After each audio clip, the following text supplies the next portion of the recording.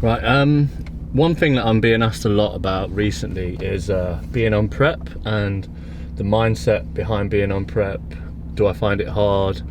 How do I manage with getting in cardio, having the mindset of being completely strict, 100% adhering to the plan, no off-plan meals, no kind of missing meals, no missing cardio, ticking every box basically, and maintaining I wouldn't say a very exciting social life, but I'm managing to still be present with my family, do things with my kids, not be a complete kind of loser, let's say, where I'm letting prep override my life and turn me into a bit of a robot that doesn't have any other interests or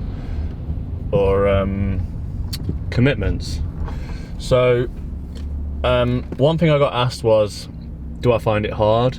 And the honest answer is no, because and I don't want people to say that like in a wrong way or a bad way, that I think that prep's easy, because that's really not what I'm trying to convey. What I'm trying to say is, for me, prep, bodybuilding in general, is something that I love to do. It's like my favourite thing. So the only difference being on prep is, of course I'm going to feel tired, of course I'm going to get sick of doing cardio at times and eating the same food, let's say, but it's still doing what I love.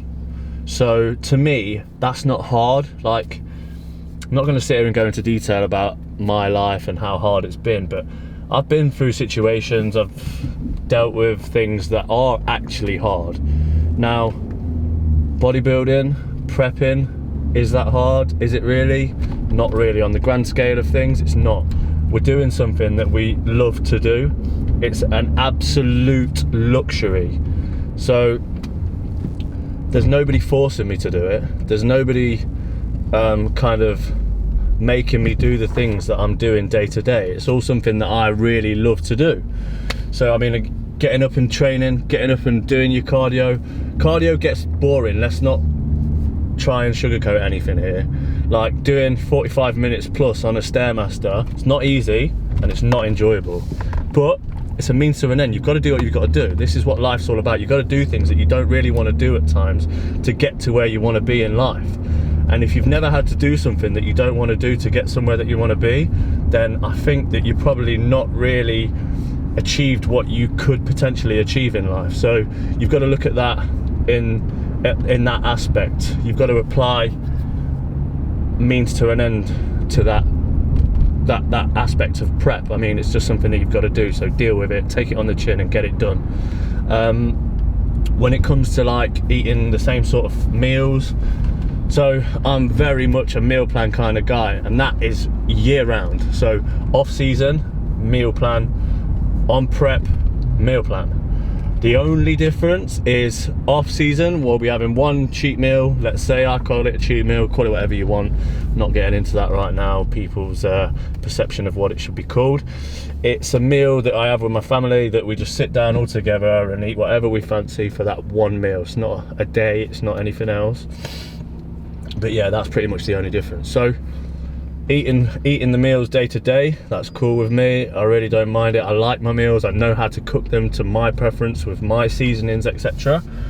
So that's one thing that's I really don't mind. And then obviously coming towards the dog end of prep, when energy really is down, again, it comes down to that mindset. It comes down to being a father, being a partner, being a good friend. Like, you can't let something like prep dictate your whole life. You can't let it sort of manhandle you and turn you into some sort of dickhead.